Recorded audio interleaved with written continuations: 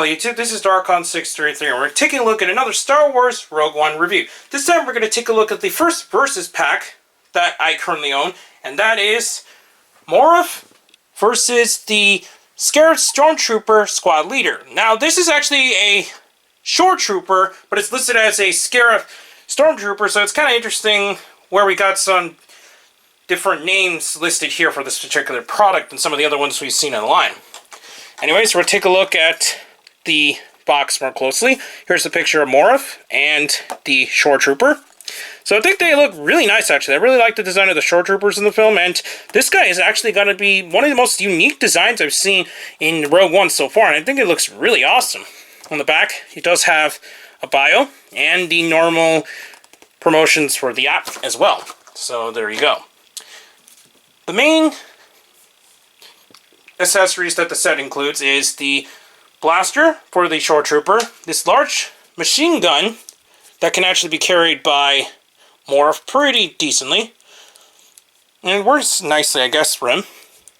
And it also includes this large backpack with firing missiles, which is just kind of one of those kiddie kind of blaster things. So I'm not sure if he will actually use this in the film, since obviously the film has not premiered yet. But we'll now take a look at the articulation points first. Unfortunately, he only has 4 points of articulation technically, since the head doesn't really move very well. While it is jointed, the head is just really big and it causes problems with articulation there.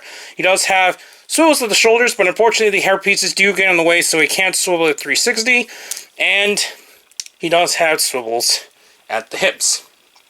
The Shore Trooper has the standard ball-jointed head, can look left and right slightly and can swivel. Swivels at the shoulders, which is really tight on mine here. Same thing for the other side. And swivels at the hips. So that's what you're going to get for articulation-wise. Just to show how this backpack works, this is actually broken into several pieces. You're supposed to attach the cannons to the side and the back piece there. And we're just going to put up the hands so we can actually get it in easily. And what you're going to do is, to make it a little bit easy, what we're going to do first is remove one of the cannons, because we need to slide him in to the backpack piece there. And then put in the cannon like so. Next, we're going to put the handles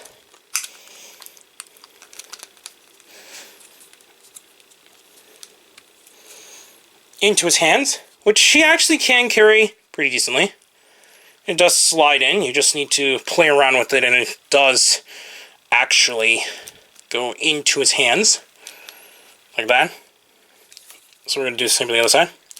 And that pretty much covers up the backpack. Now these missiles can fire using these large buttons on the back. Basically what happens is that when it's not attached, you see a little pin on the inside push up, and this will push into a pin that's on these spring-loaded missile areas here. So let's see. You click it, and then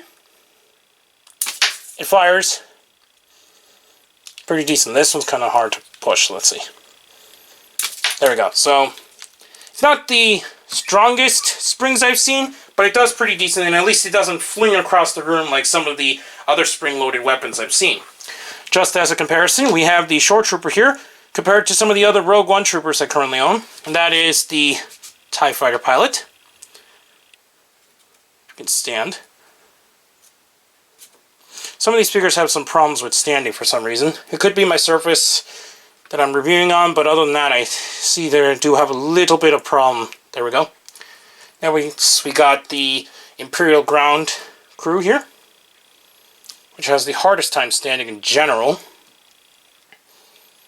There. And here he is next to the standard Stormtrooper.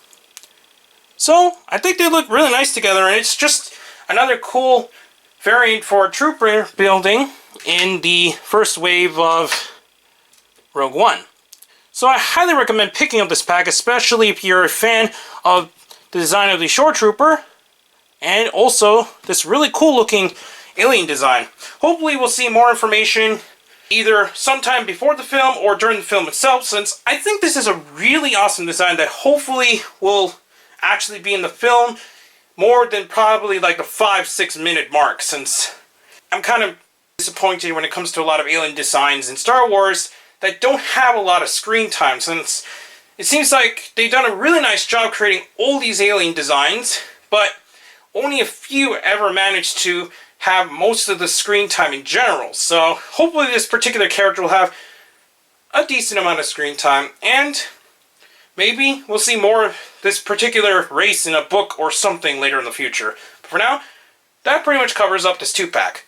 I got this 2-pack from Toysrus along with the other Rogue One releases, so I highly recommend picking this up, since it's a really nice set to get these particular characters.